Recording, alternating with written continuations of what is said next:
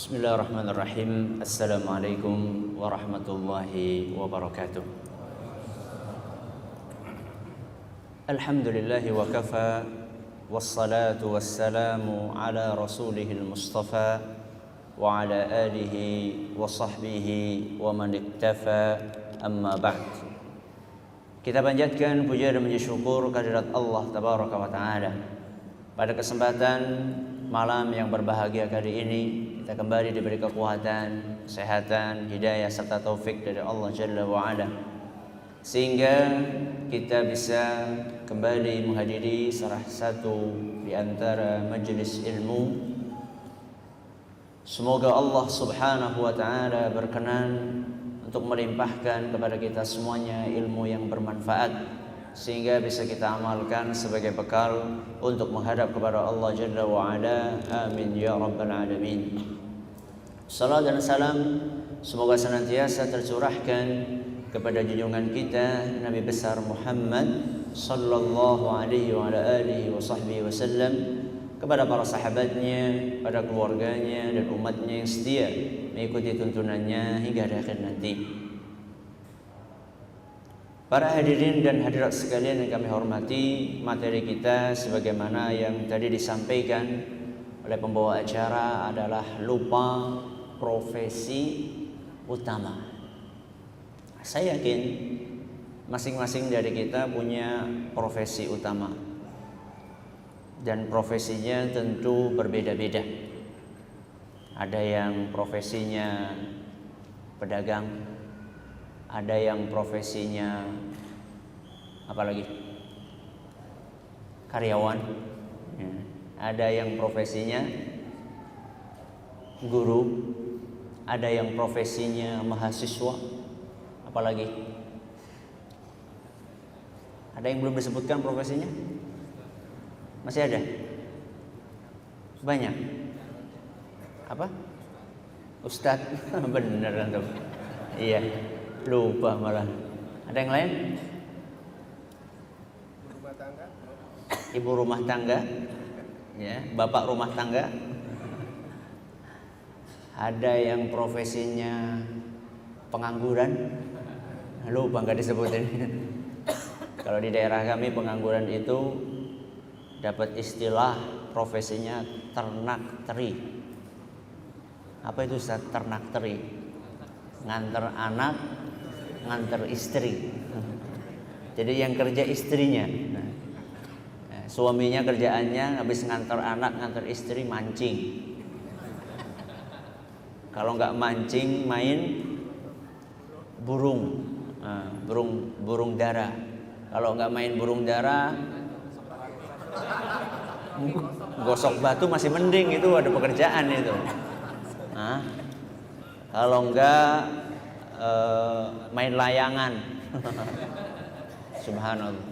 Profesinya kita beda-beda. Dan saya yakin masing-masing dari kita ketika menjalani profesi utama tersebut, pasti dia akan mengalokasikan waktu utamanya.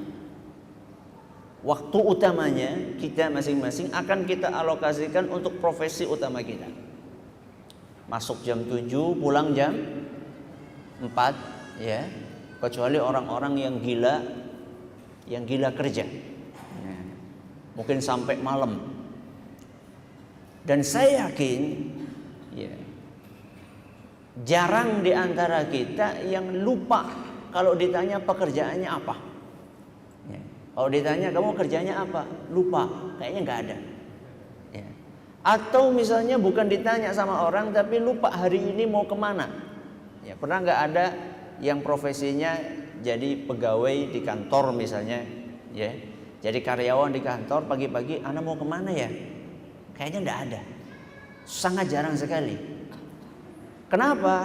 Karena masalahnya profesi itu berkaitan dengan periuk rumahnya. Kalau misalnya dia nggak berangkat, maka rumahnya, dapurnya nanti nggak bisa nyala. Itulah kira-kira bagaimana kita mementingkan profesi utama kita yang bersifat duniawi. profesi utama kita yang bersifat duniawi, kita akan berusaha semaksimal mungkin untuk mengalokasikan waktu utama kita demi menjalani profesi tersebut. Akan tetapi lain cerita ketika kita berbicara tentang profesi utama ukhrawi kita, yang itu akan menentukan nasib kita di alam akhirat, yang itu membutuhkan waktu ratusan juta tahun, bahkan kehidupan yang abadi. Ketika kita berbicara tentang kehidupan dunia, kita akan mengalokasikan waktu kita semaksimal mungkin untuk memenuhi kehidupan yang cuma 60 tahun, 70 tahun, 80 tahun, 100 tahun. Setelah itu mau kemana? Setelah itu kita akan memasuki suatu alam yang abadi, yang alam tersebut akan ditentukan bagaimana kita menjaga profesi utama ukhrawi kita. Apakah profesi tersebut? Tidak lain dan tidak bukan, kita semuanya punya profesi sebagai hambanya Allah. Profesi yang satu ini seluruh penghuni langit dan bumi sama punya profesi yang satu ini, yaitu profesi sebagai hambanya Allah Azza wa Jalla. Semuanya tidak ada bedanya, tidak dilihat status sosialnya. Pejabat hamba Allah, rakyat hamba Allah, mau atasan hamba Allah, mau bawahan hamba Allah. Gak ada bedanya dari status sosialnya, semuanya hamba Allah. Agamanya pun gak ada bedanya. Agamanya Islam atau non-Islam, semuanya hambanya Allah Subhanahu wa ta'ala. Cuman bedanya ada yang taat, ada yang tidak. Gak dilihat juga apa sukunya, mau Jawa kek, mau apa? Batak kek, mau Dayak, mau Madura, semuanya hamba Allah. Gak dilihat warnanya, kulitnya mau hitam, mau putih, mau apa lagi? Emang ada kulit abu-abu? Hitam, putih, kuning, merah, ya, lawu. Apapun warna kulitnya semuanya hamba Allah Subhanahu wa ta'ala. Mau dilihat jenis kelaminnya, laki-laki, perempuan, dua tok ya. Ya, sekarang katanya ada transgender. Apapun jenis kelaminnya, semuanya hambanya Allah Subhanahu wa ta'ala. Mau tua, mau muda, mau besar, mau kecil, semuanya mau tidak mau adalah hambanya Allah Azza wa Jalla. Dan ini Allah tegaskan dalam sebuah ayat yang sering kita dengar, yaitu dalam Al-Quran surat Az-Zariyat ayat 56, di mana Allah Azza wa Jalla berfirman, "Wa ma khalaqtul jinna wal insa illa liya'budun." Allah berfirman, aku tidaklah menciptakan jin dan manusia kecuali untuk menghambakan dirinya kepadaku, untuk beribadah kepadaku, kata Allah Subhanahu wa ta'ala. Ini ayat sebagaimana yang saya katakan tadi sering kita dengar. Akan tetapi ternyata masih banyak di antara kita yang belum faham betul makna ayat ini. Kalaupun sudah faham, yang mengaplikasikan dalam kehidupan sehari-hari nggak banyak. Terus bagaimana Ustaz kita mengaplikasikan penghambaan kita kepada Allah supaya kita nggak lupa dengan profesi utama kita ini? Pertama, kita harus faham terlebih dahulu maksud dari beribadah kepada Allah, penghambaan kepada Allah tidak sesempit yang dibayangkan sebagian orang. Sebagian orang yang terjangkiti virus yang namanya sekularisme, dia berusaha untuk mengkerdilkan makna ibadah. Ibadah itu cuma di mana? Cuma di masjid. Ini orang-orang yang terjangkiti penyakit namanya sekularisme. Jadi mempersempit makna ibadah cuma di masjid saja. Sehingga kalau sudah ke pasar dia katakan, kalau misalnya ditegur nih, loh Pak itu kan gak boleh secara agama. Jangan bawa agama ke pasar. Agama itu tempatnya di masjid. Ini kurang memahami makna dari penghambaan kepada Allah Subhanahu wa ta'ala. Sejatinya penghambaan kepada Allah maknanya jauh lebih luas daripada seorang hanya sekedar sholat di masjid. Betul, sholat di masjid itulah merupakan salah satu ibadah yang sangat mulia. Akan tetapi amat disayangkan sebagian orang memahami ibadah hanya itu. Padahal kalau misalnya kita baca dalam Al-Quran, yang kata sebagian ulama merupakan praktek nyata dari ayat yang kita baca tadi, wa ma khalaqtul jinna wal insa illa liya'budun. Aku tidaklah menciptakan jin dan manusia kecuali untuk beribadah kepadaku. Maksudnya apa? Disebutkan dalam ayat lain surat Al-An'am. Surat apa? Al-An'am ayat 162. Surat Al-An'am ayat 162 Allah Subhanahu wa taala berfirman, "Qul inna salati." Terus wa nusuki wa mahyaya wa mamati. Qul, katakanlah, inna salati, sesungguhnya salatku, wa nusuki. Apa artinya nusuki? Sebagian ulama menerjemahkan ibadah. Sebagian ulama menerjemahkan, menafsirkan sembelihan, kurbanku. Sesungguhnya salatku, kurbanku, wa mahyaya, apa? Hidupku, wa mamati, dan matiku. Buat siapa? Lillahi Rabbil Alamin. Inilah praktek dari menghambakan diri kepada Allah. Jadi yang namanya kita menjadi hamba Allah artinya adalah seluruh hidup mati kita persembahkan kepada Allah Subhanahu wa taala dan mengikuti aturan yang digariskan oleh Allah Tabaraka wa taala. Saya akan kasih contoh. Saya akan kasih contoh nyata real gimana kita menghambakan kepada Allah. Yang pertama, sebagai suami dan istri. Sebagai suami dan istri. Ini di sini ada yang masih bujangan? Oh banyak. Gimana? Kita bahas nggak nih suami istri? Gak apa-apa ya. Ya buat bekal. Buat bekal. Yang sudah tinggal dipraktekkan. Banyak di antara kita ketika menikah, ya, tujuannya semata-mata hanya untuk mencari ketenangan. Tujuannya semata-mata kalau yang laki-laki biar ada yang nyuciin baju. Ya. Biar kalau pulang ke rumah ada yang masakin.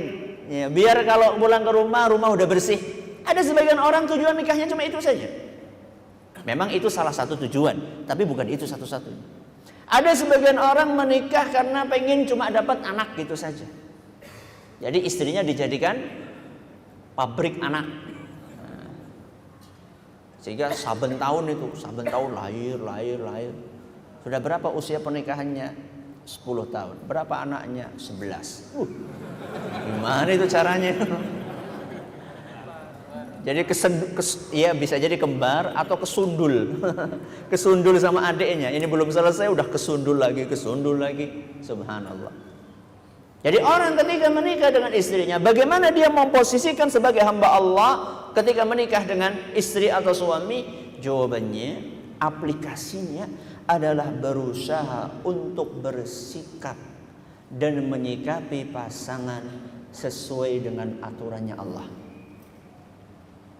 Jadi bagaimana sih kita menjadi suami atau istri yang tetap menjadi hamba Allah? Caranya adalah sebagai suami dan istri kita harus mengikuti aturan yang digariskan oleh Allah Subhanahu wa taala. Sebagai suami kita punya kewajiban untuk memberikan apa? Nafkah kepada keluarga. Ma'ruf ini. Walaupun ada sebagian orang, subhanallah, ya, Saya pernah beberapa orang datang ke rumah, entah ada yang datang, ada yang SMS, ada yang telepon mengeluhkan tentang suaminya yang rajin sekali untuk sedekah sama fakir miskin, tapi pelit sekali sama istrinya. Ibu-ibu senang ini.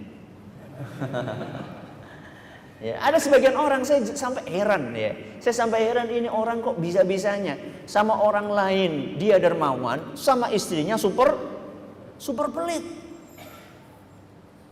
Dia tidak memahami bahwa ketika dia bekerja kemudian memberikan nafkah tersebut kepada istrinya, itu adalah ibadah.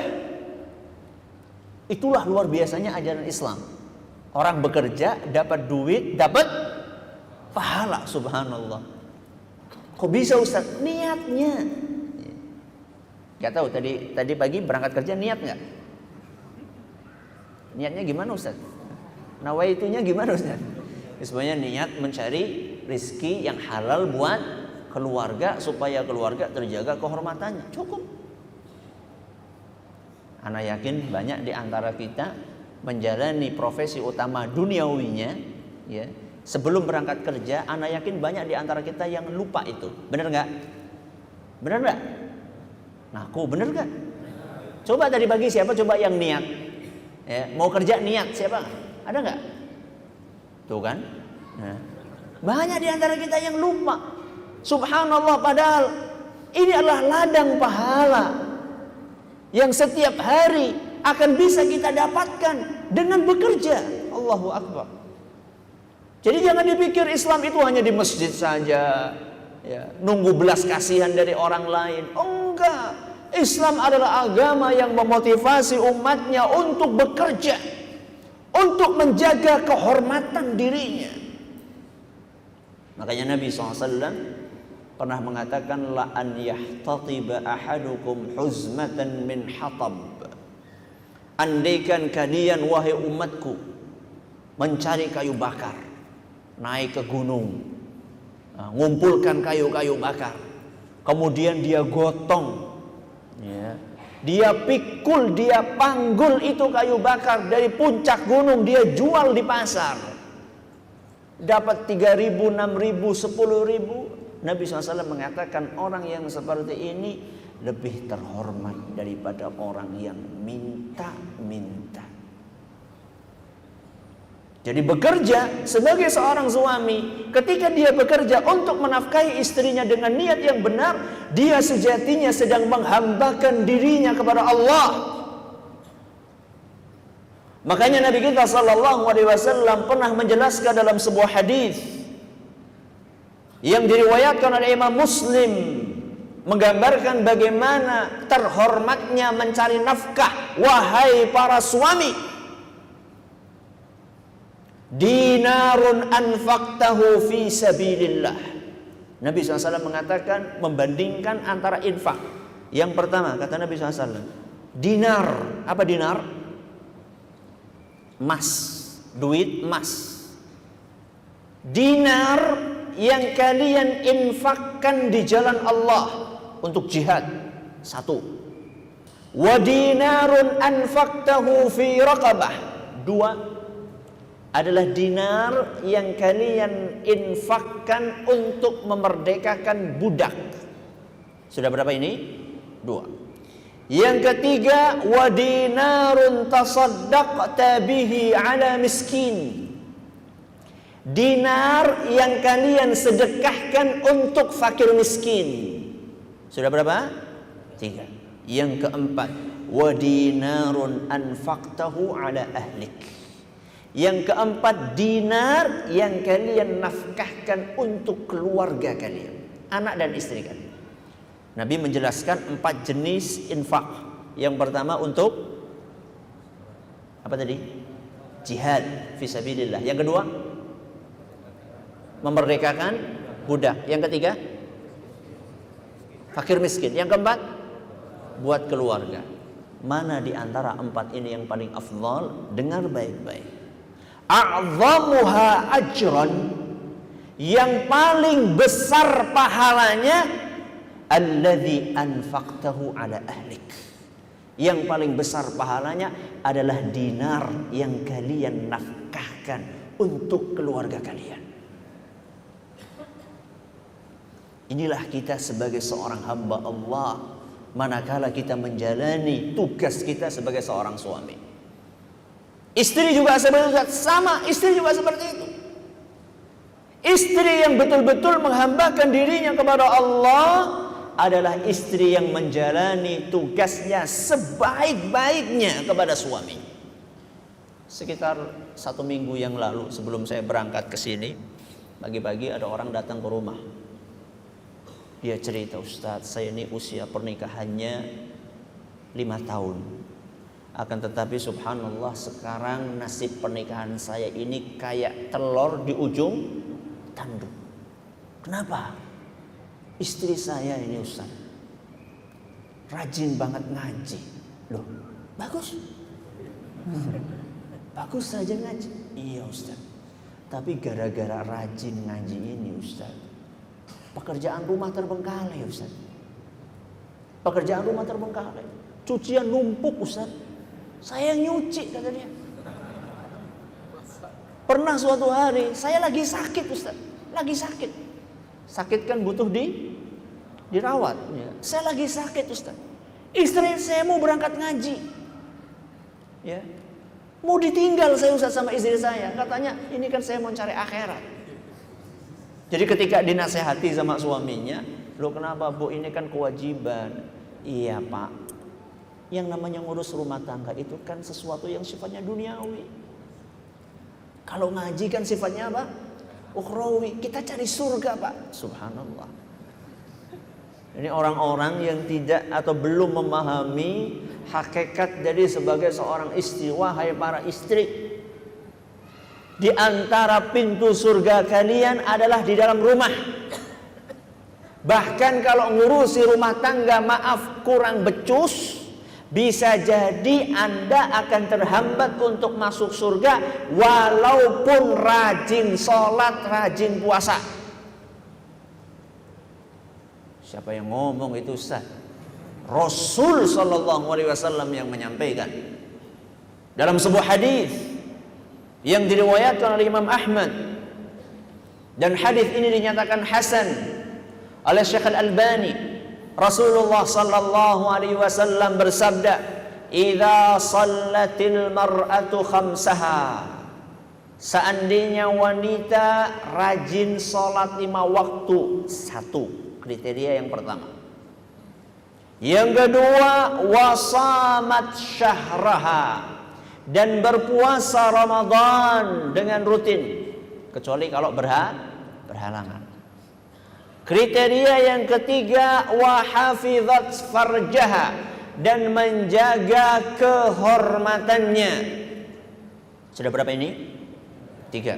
Yang keempat, lihat yang keempat. Wa ata'at zaujaha, dan istri tersebut taat kepada suaminya. Berapa kriteria? 4. Harus dipenuhi semuanya. Kalau 4 kriteria ini dipenuhi, qilalaha, akan dikatakan kepada wanita tersebut, udkhulil jannata min ayyi abwabil jannati syi'ti. Akan dikatakan kepada wanita tersebut, silakan masuk ke surga lewat pintu manapun yang kalian atau engkau inginkan. Bebas, mau masuk lewat pintu 8 surga, mau lewat pintu pertama, kedua, ketiga, ke-8, terserah. Berapa syaratnya? 4. Jadi Anda wahai para istri menghambakan diri kepada Allah sebagai seorang istri dengan menjalankan tugas sebaik-baiknya di rumah. Mengurusi anak, ya, mengurusi suami, mentaati perintah suami, tetap ngaji tetap. Ya, jadi yang sampai nanti dikatakan berarti di rumah terus, masak terus. Ngaji, ada waktunya ngaji. Ya. Bahkan pada suatu hari Nabi SAW pernah kedatangan seorang wanita. Ya, setelah konsultasi wanita tersebut ditanya, "Kamu sudah nikah belum?" "Sudah." Bagaimana sikap kamu kepada suamimu? Wahai Rasul, saya akan berusaha maksimal untuk melayani suami saya, kecuali kalau saya pas tidak mampu. Kemudian Nabi SAW memberikan nasihat, pesan kepada wanita tersebut, unzuri aina anti minhu. Perhatikan baik-baik bagaimana kedudukanmu di hadapan suamimu. Kenapa wahai Rasul? Fa innahu jannatuki au naruki. Ketahuilah wahai wanita, sesungguhnya suamimu itu adalah surgamu atau nerakamu. Hadis riwayat Ahmad dan dinyatakan sahih oleh Syekh Al-Albani. Ini contoh yang pertama. Menghambakan diri kepada Allah sebagai seorang suami dan istri. Baik. Contoh yang kedua, menghambakan diri kepada Allah sebagai seorang atasan. Ini berarti kita bicara di mana nih? Di pekerjaan. Antum kan ada yang atasan, ada yang bawahan. Nanti kita bicara bawahan nanti. Sekarang kita bicara apa dulu? Atasan dulu. Bos, apa lagi? CO, ya, apa lagi? Apa? Juragan, ya, betul. Ada lagi? Majikan, ya. Ini kita semuanya masuk itu dalam kategori. Bagaimana kita menghambakan diri kepada Allah sebagai seorang atasan? Sekurang-kurangnya ada dua hal. Yang pertama, memperhatikan kesejahteraan siapa? Bawahan. Yang kedua, memperhatikan perilaku dan ibadah mereka.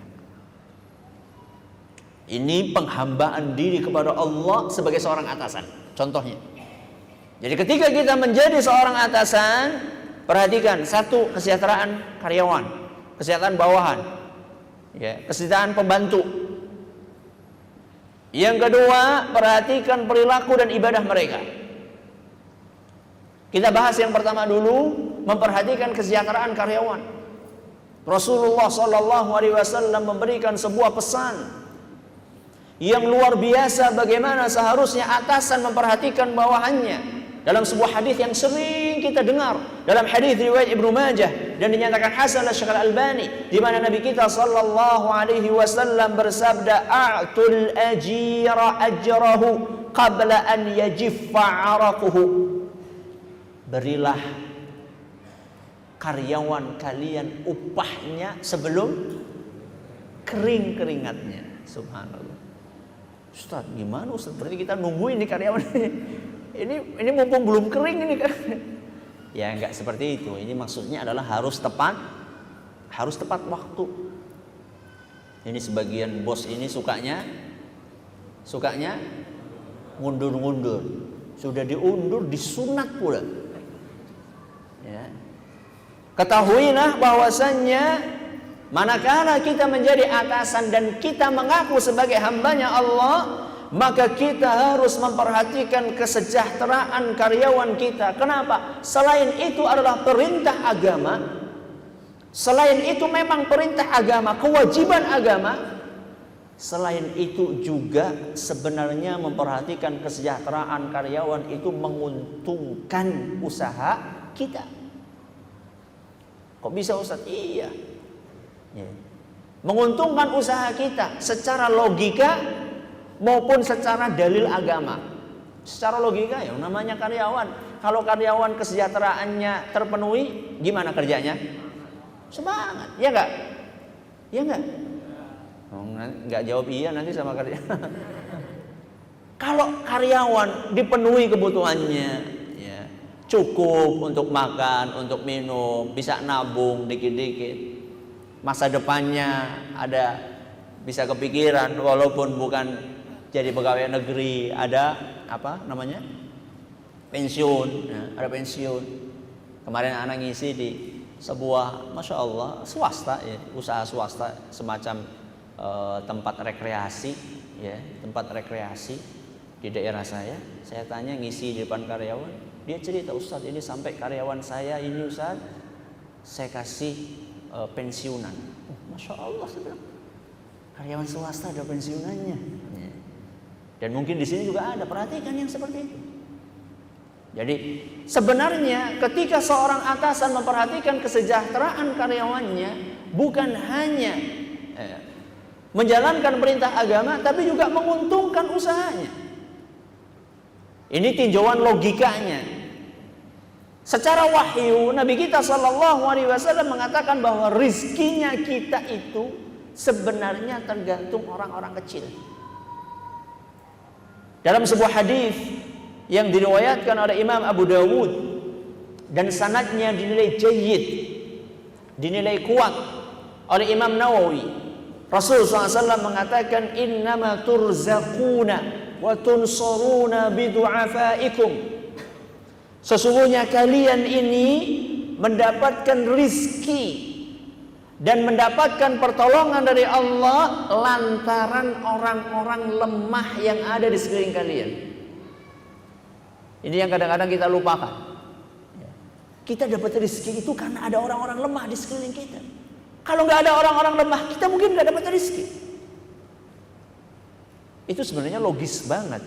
Coba sekarang, tuan tanah, punya tanah ratusan hektar, bisa menghasilkan?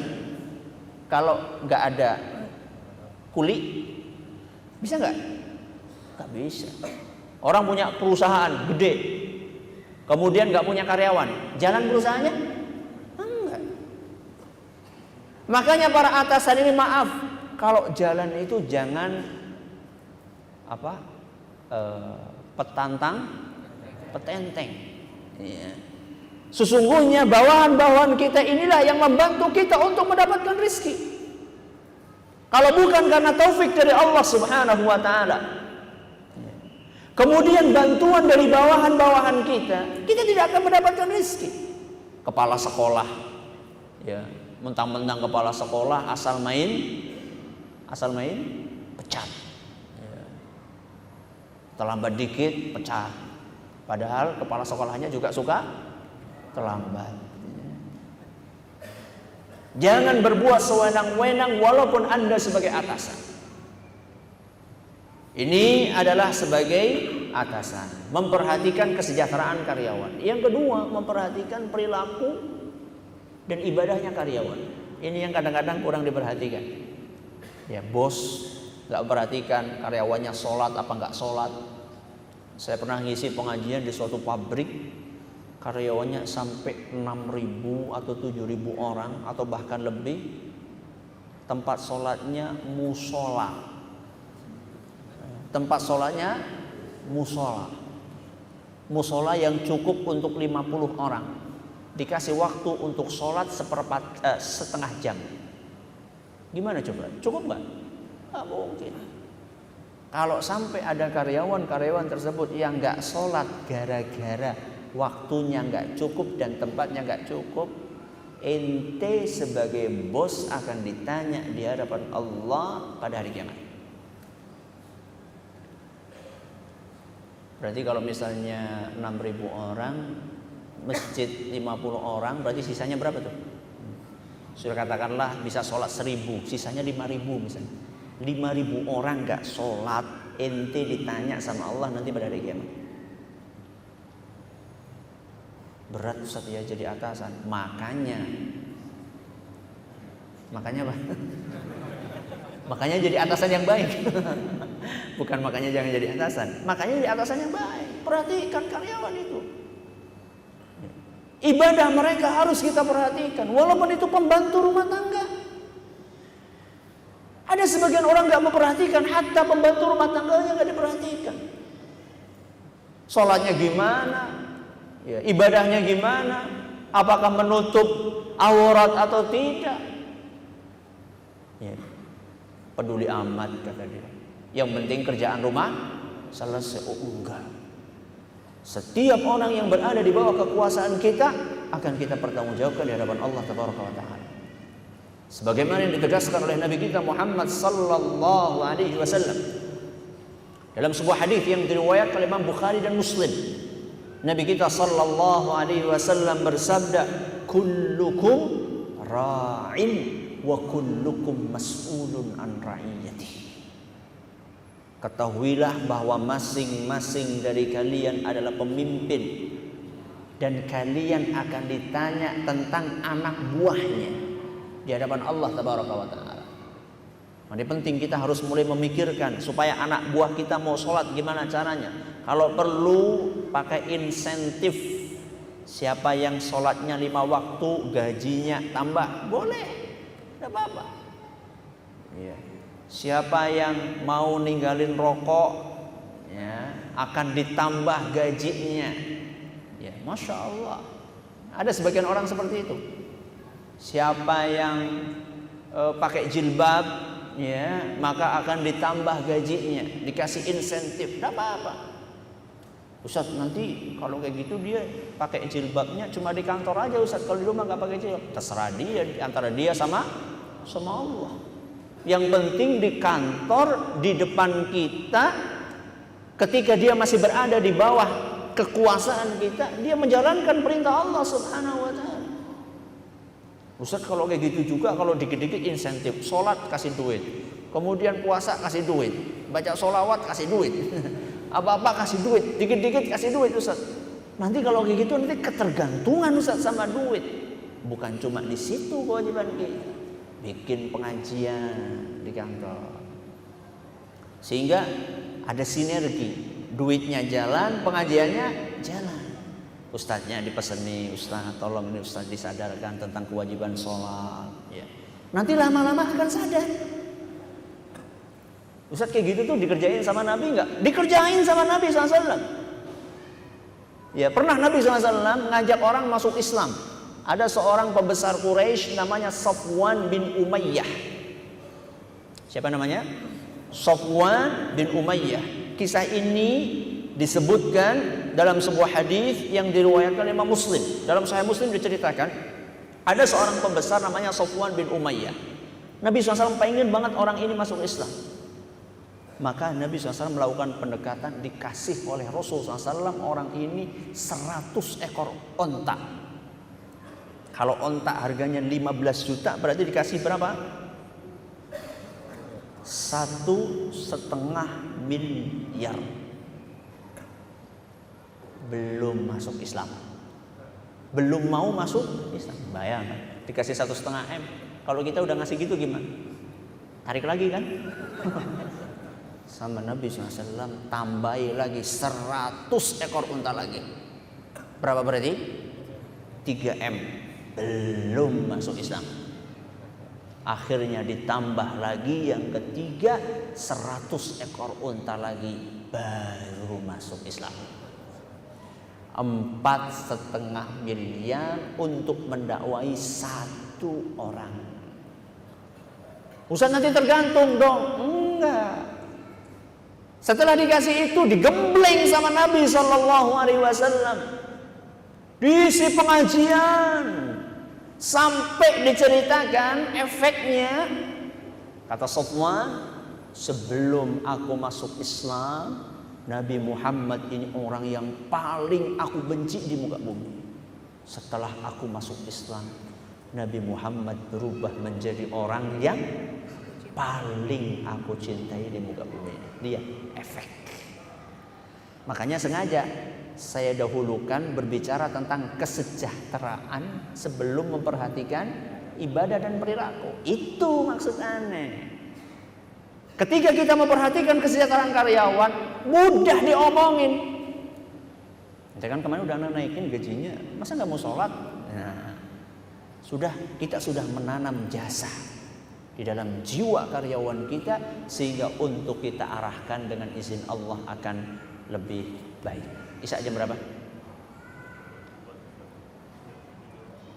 Jam 7:02. Ya. Kita lanjutkan, insya Allah masih ada 1 contoh lagi. Nanti habis Isya masih ada 1 contoh lagi, yaitu menjadi hamba Allah sebagai seorang pekerja. Wallahu ta'ala a'la wa alam. Semoga bermanfaat. Kita lanjutkan insya Allah pada Isya. Wassalamualaikum warahmatullahi wabarakatuh. Bismillahirrahmanirrahim. Alhamdulillahirabbil alamin. Wassalatu wassalamu ala nabiyyina Muhammadin wa ala alihi washabbihi ajma'in. Wa ba'd.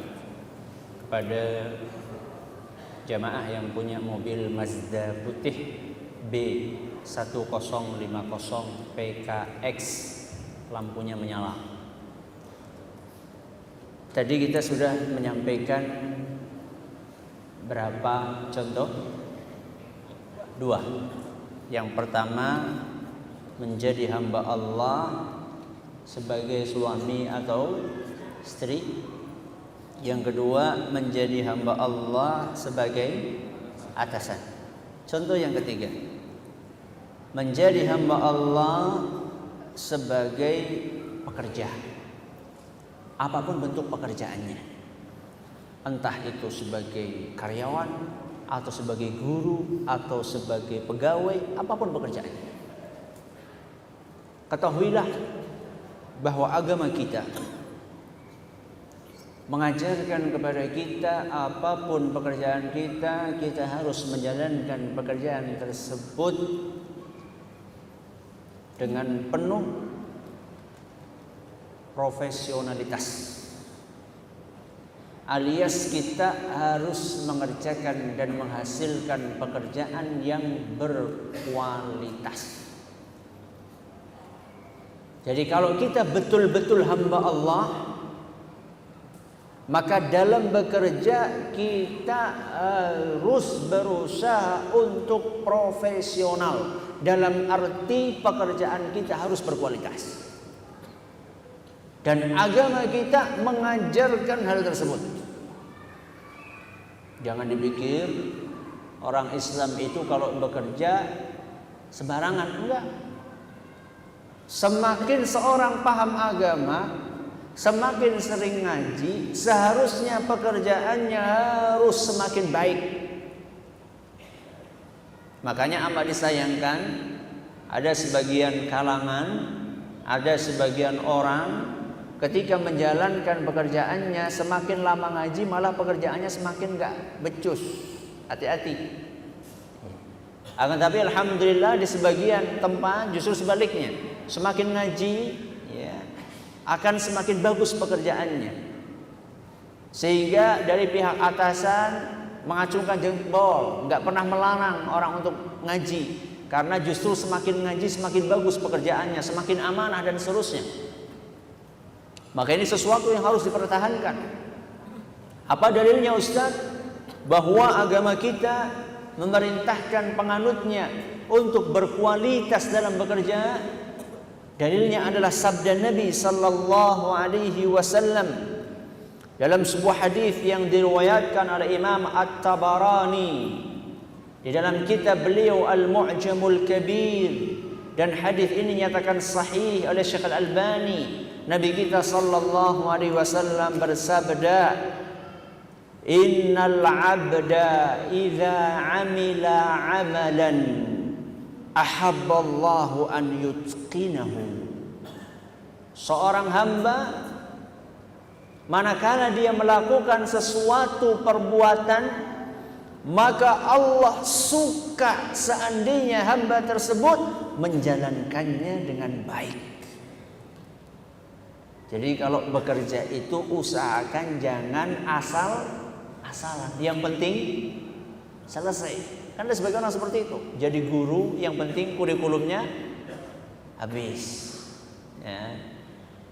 Jadi tukang nyuci motor atau mobil yang penting basah.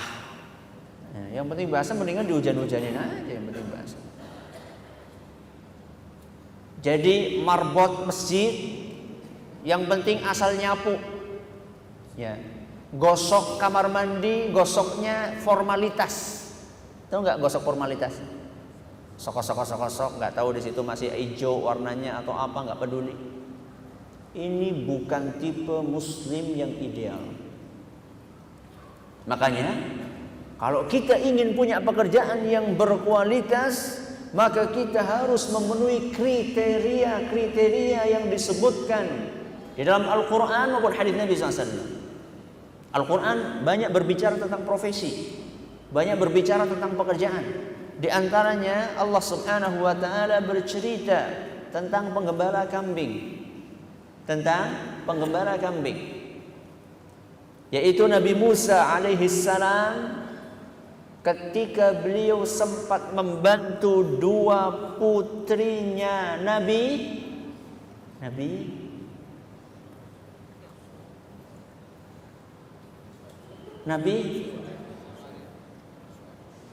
siapa? Zakaria. Pemain bola yang baru pindah grup, hafal nggak? Kalau hafal keterlaluan, Nabi nggak hafal. Nabi siapa? Syuaib. Bagus. Nabi Syuaib. Setelah melihat kualitas pekerjaannya Nabi Musa alaihissalam, salah satu di antara putri tersebut berkata kepada bapaknya, qalat ihdahuma. Salah satu di antara dua putri tersebut berkata kepada bapaknya, ya abatistajirhu, wahai bapakku, jadikanlah Musa ini sebagai pekerja, membantu kita. Apa alasannya wahai putriku? Inna khaira man istajartal qawiyyul amin. Wahai bapakku, sebaik-baik pekerja adalah yang kuat dan yang bisa dipercaya. Ini karakter. Jadi pekerja karakternya adalah bisa dipercaya dan kuat. Jadi kuli nggak kuat, gimana mau jadi kuli? Contoh yang lain, ya. Seorang nabi yang minta diangkat untuk menjadi staf keuangan negara, bendahara. Siapa? Nabi Yusuf alaihissalam. Ketika beliau menawarkan dirinya kepada raja, apa alasannya? Qala ij'alni ala khazainil ardh. Wahai raja, angkatlah aku menjadi staf keuangan negara. Kalau sekarang menteri keuangan. Apa alasan kamu wahai Yusuf? Inni hafizun alim. Wahai raja, aku adalah orang yang pandai untuk menjaga, alim, dan punya pengetahuan yang cukup. Lihat bagaimana Al-Quran menyebutkan kriteria kalau kita jadi pekerja apapun bentuknya. Contoh yang lain, panglima perang. Allah bercerita tentang suatu kaum yang meminta kepada nabinya seorang panglima untuk melawan seorang raja yang namanya Raja Talut. Raja siapa? Talut. Mereka pun meminta kepada nabi tersebut, kepada nabi mereka. Wa qala lahum nabiyyuhum innallaha qad ba'atha lakum Taluta malika. Maaf, ini kebalik. Talutnya yang jadi raja, jadi panglima. Jadi Nabi ini mengatakan kepada kaumnya bahwa kalian akan berhadapan dengan suatu kaum yang mereka luar biasa kekuatannya. Maka mereka pun, para kaum itu, minta kepada nabinya, wahai Nabi, tolong angkat kepada kami, angkat untuk kami seorang panglima. Maka Nabi tersebut mengatakan, sesungguhnya Allah memilih Talut sebagai panglima kalian. Maka mereka protes. Itulah Bani Israel. Sukanya protes. Maka mereka memprotes kepada nabinya. Qalu anna yakunu lahul mulku alaina wa nahnu ahaqqu bil mulki min wa lam yu'ta sa'atan minal mal. Kaumnya protes kepada Nabi, wahai Nabi, kenapa yang dijadikan sebagai panglima adalah Talut? Padahal kami lebih berhak untuk menduduki posisi tersebut. Sedangkan Talut ini bukan orang yang berada, miskin. Ini menunjukkan bahwa orang miskin pun bisa jadi pemimpin. Nggak tahu kalau di negeri antah berantah, nggak punya modal, jangan bermimpi jadi pemimpin. Maka apa jawaban dari Nabi mereka? Lihat jawabannya. Qala innallaha astafahu alaikum. Allah yang milih dia untuk menjadi pemimpin kalian. Allah yang milih Talut untuk menjadi panglima kalian. Alasannya apa? Wazadahu bastatan fil ilmi wal jism. Karena Talut ini punya kelebihan ilmu dan fisik. Al-Quran surat Al-Baqarah ayat 247. Tadi kita cerita tentang pengembala kambing. Nabi siapa? Nabi Musa. Kita bicara tentang bendahara. Nabi Yusuf. Kita bicara tentang panglima perang. Siapa? Talut. Dari sekian karakter tersebut kita coba untuk simpulkan bahwa seorang muslim yang ideal ketika dia menjadi pekerja, dia harus memiliki 3 kekuatan. Berapa kekuatan? 3, minimal 3. Yang pertama kekuatan fisik. Yang pertama kekuatan fisik. Yang kedua kekuatan pengetahuan. Ya, makanya tadi Nabi Yusuf mengatakan inni hafizun alim, punya ilmu. Jadi nggak cukup hanya sekedar kuat fisiknya. Kuat fisiknya ya, nggak bisa ngitung. Ya, suruh jadi kuli, tolong ini angkatin 10, nggak bisa ngitung, tahu-tahu ngangkatin 11. Ya. Punya ilmu pengetahuan, kekuatan pengetahuan. Yang ketiga kekuatan amanah. Pinter tok tapi nggak amanah, wah bahaya ini. Ya, makanya maling yang pinter sama maling yang bodoh bahaya mana? Maling yang pinter sama maling yang bodoh bahaya mana? Maling yang pinter. Kalau maling bodoh paling nyolong sandal, nyolong ayam, nyolong apa? Jemuran. Kok antum tahu ya? Kalau maling pinter nyolong duit miliaran rupiah. Ya. Makanya pinter gak cukup, kekuatan pengetahuan gak cukup, kekuatan fisik gak cukup, harus ada kekuatan amanah. Maka praktekkan di dalam setiap pekerjaan antum, apapun pekerjaan kita. Jadilah orang yang kuat ilmunya, pengetahuannya, selalu mengembangkan pengetahuan kita. Jadi desainer, ya, jadi kontraktor, ya, jadi arsitek, terus kembangkan pengetahuannya. Jadi satpam pun juga berusaha untuk mengetahui trik-trik maling yang terbaru. Bukan untuk nyolong, untuk mengetahui kalau ada maling datang gimana caranya, triknya maling sekarang gimana. Jadi polisi terus mengembangkan pengetahuan, amanahnya terus ditingkatkan, apalagi ketika jenjang jabatan itu semakin tinggi. Semakin tinggi jabatannya akan semakin berat dan kuat godaannya, karena lahannya akan semakin basah. Kemarin kering-kering basah, sekarang basah-basah kering. Ya, lebih banyak basah, hati-hati.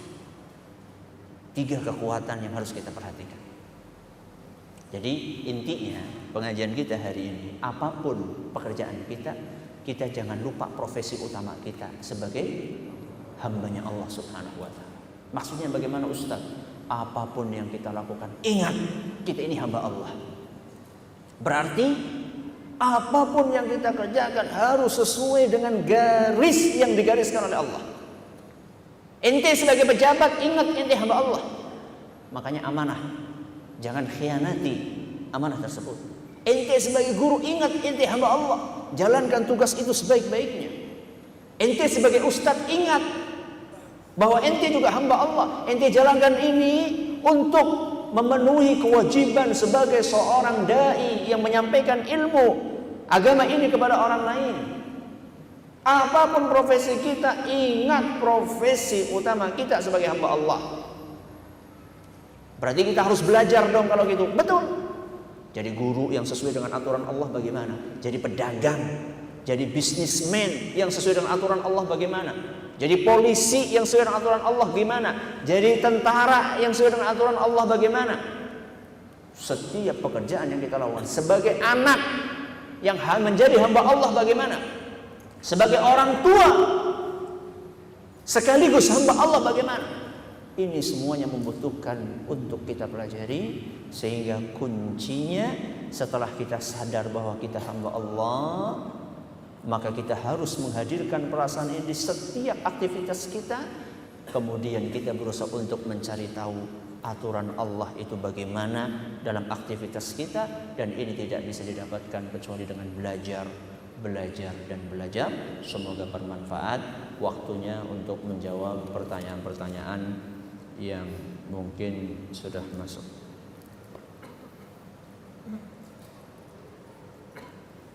Bagaimana hukumnya jika seorang istri ingin bekerja untuk membantu orang tuanya, jika tidak diperkenankan, bagaimana baiknya sesuai ajaran Allah dan tuntunan Rasul SAW? Tidak diperkenankan oleh siapa? Ya, oleh suami. Kalau tidak diperkenankan oleh suami, coba diajak diskusi alasannya apa. Kalau alasannya syar'i, ya, karena pekerjaan yang akan Anda lakukan akan mengakibatkan pekerjaan rumah tangga terbengkalai, atau alasannya karena pekerjaan yang dipilih, pekerjaan yang di dalamnya ada perbuatan-perbuatan, praktek-praktek yang menyelisih syariat, campur baur misalnya antara laki dengan perempuan, maka Anda wajib taat kepada suami. Wajib taat kepada suami. Akan tapi seandainya alasannya bukan alasan yang bisa diterima, misalnya dia bisa menyelesaikan pekerjaan rumah tangganya dengan baik, pekerjaannya yang dia lakukan untuk membantu suami bukan di tempat-tempat untuk membantu orang tua, bukan di tempat-tempat yang di dalamnya ada campur baur laki-laki perempuan, misalnya pekerjaannya di rumah, misalnya bisnis online misalnya, dan dilarang sama suami, coba diajak diskusi baik-baik. Suami diajak diskusi baik-baik, semoga beliau terbuka. Seandainya belum terbuka, maka ya bersabarlah sampai hati suami terbuka. Atau meminta kepada suami, kalau memang ada kelebihan rezeki, sebagiannya untuk membantu siapa? Orang tua.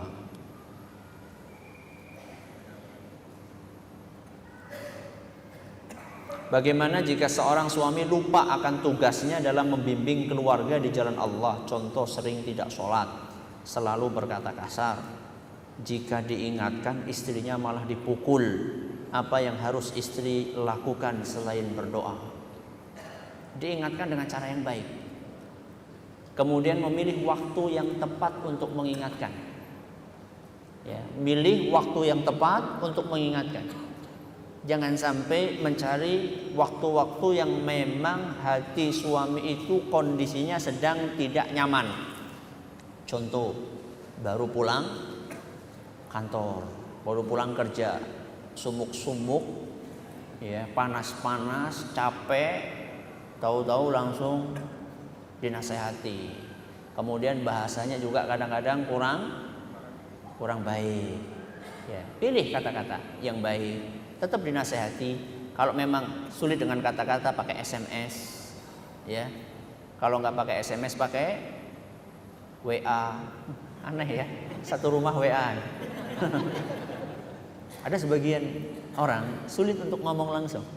Ada sebagian orang diciptakan oleh Allah sulit untuk ngomong, akhirnya pakai WA, hanya pakai surat. Mungkin itu terjadi, ya, mungkin terjadi. Ya. Atau pakai buku, misalnya buku ditaruh di situ, siapa tahu suami mau baca. Atau setelin radio, ya, nyetel radio juga nggak usah ngomong, nih dengerin nih, nggak usah ngomong gitu. setel aja, pelan-pelan, dikit-dikit gitu kan. Siapa tahu ada yang masuk, 1 nasihat, 2 nasihat, ya, siapa tahu ada yang masuk. Nah,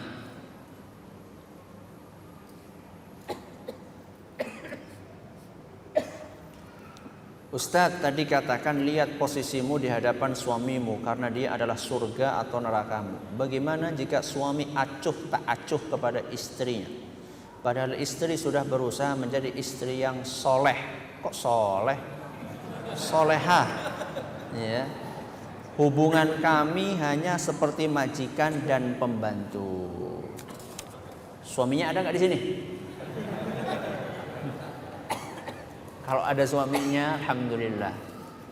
Ingatlah Nabi Shallallahu Alaihi Wasallam berpesan, ya, istausu bin nisa'i khairan.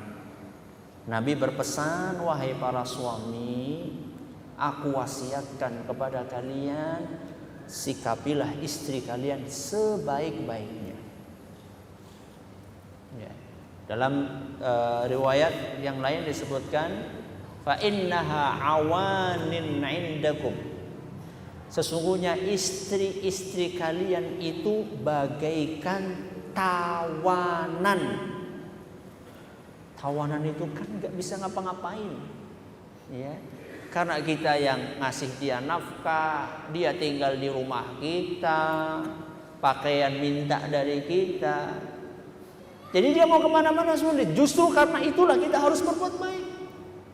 Karena istri kita bagaikan, bukan tawanan beneran ya, bagaikan apa? Tawanan.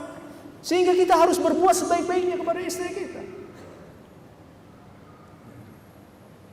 Dikisahkan bahwa Umar ibn Khattab pernah dimarahi sama istrinya. Siapa yang dimarahi? Umar. Umar itu setan aja takut sama dia. Setan aja takut sama dia. Ya. Dimarahi sama istrinya. Apa yang dilakukan oleh Umar? Ya, diem aja. Diem aja, subhanallah. Ditanya kenapa ente seperti itu? Sesungguhnya jasa istriku itu terlalu besar untukku. Dialah yang melahirkan anak-anakku. Ini satu jasa ini sebenarnya udah cukup. Ya. Istri kita yang melahirkan anak-anak kita. Mau gantian? Dikira enak apa melahirkan? Bikinnya aja yang dipikirkan. Ya. Sesungguhnya istriku dialah yang melahirkan anak-anakku. Dia pula yang mengurusi urusanku di rumah. Maka sungguh jasanya terlalu besar. Ya, jasanya terlalu besar untuk saya balas marah kepada dia. Subhanallah. Umar, ya. Umar ibn Khattab seorang panglima, seorang yang kuat, seorang yang perkasa. Akan tapi ketika masuk ke rumah berubah menjadi seorang suami yang sangat romantis kepada istrinya. Jadi kalau antum ya punya pekerjaan di luar, jadi bos, jadi dosen, jadi rektor, jadi jenderal, ya kalau sudah masuk ke rumah copot itu semuanya. Bintang berapa? Bintang 5 nggak ada. Bintang 5 itu hotel. Paling tinggi bintang 4. Ya. Jangan bikin aturan sendiri bintang 5. Ya. Copot itu semuanya itu, sudah lepas itu semuanya. Jadi bos, ya, jadi rektor, copot itu semuanya. Sekarang kita sebagai suami, sebagai kepala rumah tangga, sebagai pengayom buat isi rumah kita, istri kita, anak-anak kita. Terus kalau ternyata nggak hadir Ustadz suaminya, ini tadi kalau saya bicaranya kalau suaminya hadir. Sekarang kalau suaminya nggak hadir gimana Ustadz? Mohonlah pahala dari Allah Subhanahu wa ta'ala. Mohonlah pahala dari Allah Azza wa Jalla. Semoga kesolehahan anti bisa jadi bekal anti untuk masuk ke surga. Ya. kalau memang suami seperti itu sikapnya selama dia masih sholat, ya tetap dinasehati tetap, ya sebaik-baiknya. Kemudian memperbaiki diri, mungkin ada yang kurang dalam diri, ya mungkin kurang penampilannya, mungkin kurang masakannya, mungkin kurang bersih rumahnya, maksimalkan usahanya. Ingatlah bahwa yang Anda lakukan untuk mencari ridho suami, walaupun suami acuh tak acuh, apa yang Anda lakukan itu enggak dilupakan sama Allah. Ingat itu. Jadi sekalipun tidak ada timbal balik dari suami, jadi Anda sudah berusaha dandan, ya kadang-kadang Anda ingin nyambut suami kan, ya pakai baju yang masya Allah bagus, baunya wangi gitu. Suami lewat melihat, lewat. Ya Allah, sudah lama-lama dandan 1 jam Ustaz dandan di depan kaca. Suami masuk, nggak ada pujian, nggak ada apa. Suami ini penting ya. Wanita itu kalau dipuji apa? Seneng. Ya. Masuk ternyata istri cakep, masya Allah, bidadari turun dari langit.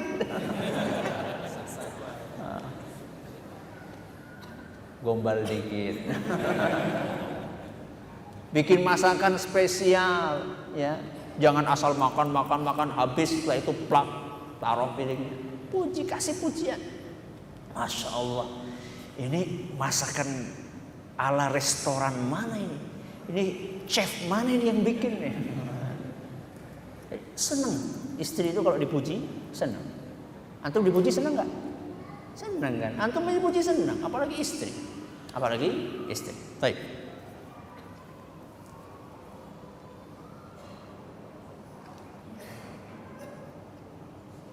Jikalau wanita mencari nafkah dengan niat sungguh-sungguh untuk membantu suami mencukupi kebutuhan keluarga, apakah juga termasuk menghambakan diri kepada Allah apabila kemudian beberapa tugasnya dia serahkan kepada orang lain atau pembantu? Apakah ini akan mengurangi nilai penghambaan dirinya kepada Allah? Perhatikan. Anda katakan ingin membantu suami dengan bekerja. Kemudian Anda serahkan pekerjaan itu kepada pembantu. Pembantu dibayar nggak? Dibayar.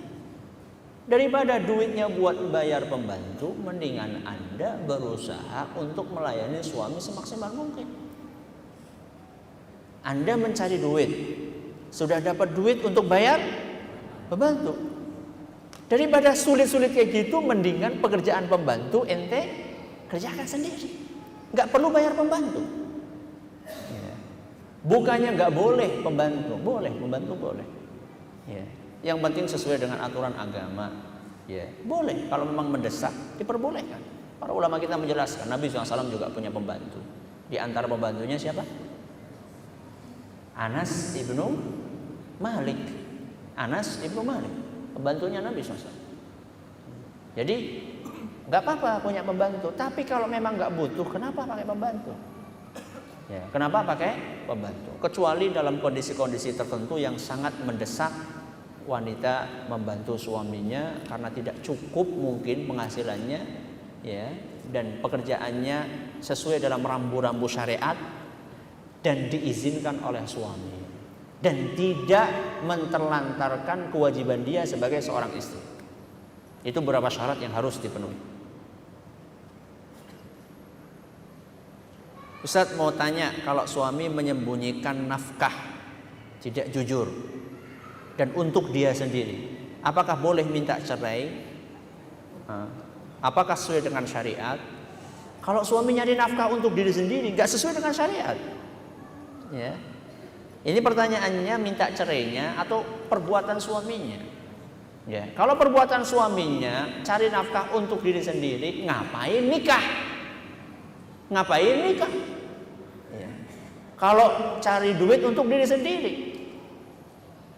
Makanya kalau ditanya apakah syar'i atau tidak, kalau memang sampai suami tidak memberikan nafkah sama sekali, sehingga Anda terlunta-lunta kehidupannya dan sudah dinasehati melalui sekian proses yang panjang, akan tetapi tidak juga ada hasilnya, ya solusi terakhir cerai.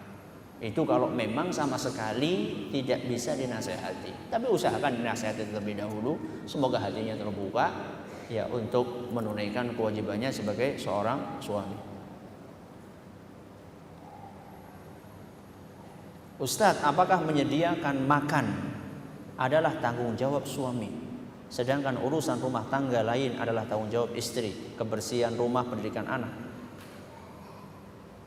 Nyiapin makan maksudnya gimana? Suaminya yang masak gitu? Ya enggak lah. Ya kalau maksudnya mencari nafkah untuk duitnya dikasihkan kepada istri, iya betul. Ya. Orang Jawa mengatakan sandang, pangan, papan. Apa sandang? Pakaian. Pangan, makanan. Papan, rumah. Ya. Ini diantara tugasnya suami. Ya, kalau maksudnya dari menyediakan makan itu maksudnya adalah suami yang masak, ya bukanlah. Itu kewajibannya siapa? Istri. Kalau pendidikan anak itu kewajiban bersama. Walaupun tugas utama ada di tangan istri. Ya. Walaupun tugas utama ada di tangan istri, akan tetapi ya, tetap suami ini punya kewajiban untuk mendidik anaknya. Karena kadang-kadang anak-anak itu sulit ya untuk dididik oleh satu orang saja, di mana istri biasanya lebih mengedepankan perasaan, sedangkan suami lebih mengedepankan rasio. Di mana istri biasanya suka mengedepankan kelembutan, laki-laki biasa mengedepankan ketegasan. Itu butuh untuk dipadukan. Ya, makanya harus ada. Sampai sebenarnya pekerjaan rumah tangga kayak nyapu, kayak nyuci, itu kalau memang ada waktu, ya, ada waktu luang, ada baiknya suami membantu pekerjaan istri. Seperti yang dicontohkan oleh siapa? Rasulullah Sallallahu Alaihi Wasallam.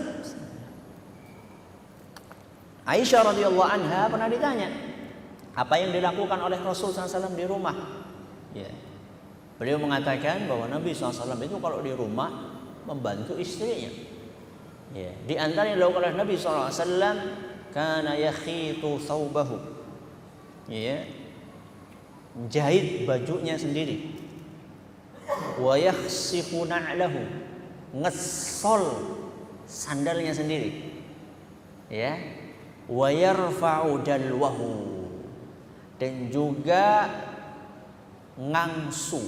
Ngangsu itu apa? Ngambil air. Ya. Nabi SAW ngambil air.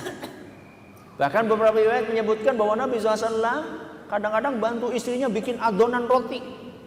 Bikin adonan roti di rumah, bantu istrinya. Antum gimana? Bantu goreng kerupuk atau enggak? Istrinya lagi goreng kerupuk, iya anak bantu Ustaz, bantu. Nah kan bener kan? Bantu makan. Istri rampung goreng, masukkan kotak, kotaknya habis sudah. Istri rampung, ininya juga rampung. Bantu. Kalau memang ada waktu bantu. Ya, sebagai bentuk kasih sayang kita kepada istri kita.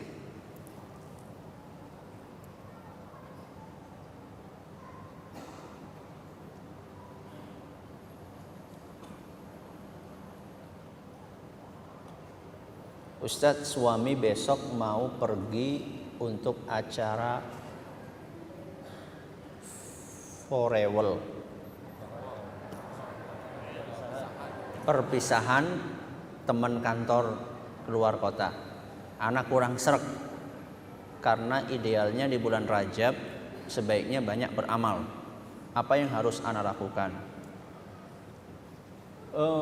Itu sesuatu yang sifatnya mubah, boleh-boleh saja sebenarnya. Jadi kalau memang akan menyebabkan tersibukkan dari sesuatu yang lebih bermanfaat dan dari kantor tidak diharuskan, ya baik-baik saja untuk memilih pekerjaan yang lebih bermanfaat, aktivitas yang lebih berpahala. Tapi kalau memang dari kantor, ya itu sesuatu yang diharuskan. Kemudian bisa meminimalisir acara-acara yang tidak syar'i di situ. Ya, ini juga penting. Kadang-kadang biasanya acara-acara kayak gitu seringnya dibumbui dengan sesuatu yang sifatnya hura-hura. Ya, banyak mendekati maksiat atau bahkan sampai melakukan perbuatan maksiat. Kalau memang sampai seperti itu, ya minta izinlah sama kantor dengan alasan yang kira-kira tidak ya menimbulkan fitnah gitu. Ya, itu lebih baik. Tapi kalau misalnya tidak ada gitu-gitunya dan dari kantor mengharuskan, ya Anda seorang istri legowo saja, ya sambil dinasehati suaminya supaya di sana jangan lupa untuk beribadah dengan baik, di jalan zikir kepada Allah. Ya di sana pun kalau ada sesuatu yang kurang pas, menasehati temannya sehingga tetap bisa beribadah dalam acara itu. Ustadz, bagaimana kalau saya harus pulang kampung karena ada kawinan kakak, tapi suami tidak bisa antar, jadi tidak ada mahram. Bagaimana Ustadz? Ya kalau tidak ada mahramnya, ya nggak boleh pulang, nggak boleh bepergian tanpa mahram. Kecuali kalau Anda punya anak Anda sudah balik, bisa dijadikan sebagai mahram. Tapi harus seizin suami, harus seizin suami. Kalau suami tidak mengizinkan tidak boleh. Ya. Kalau suami tidak mengizinkan tidak boleh. Apalagi pernikahan kakak. Ya. Kalau seorang wanita sudah menjadi istri dari seorang laki-laki, maka kewajiban utama dia adalah berpindah, kewajiban taatnya berpindah dari orang tua kepada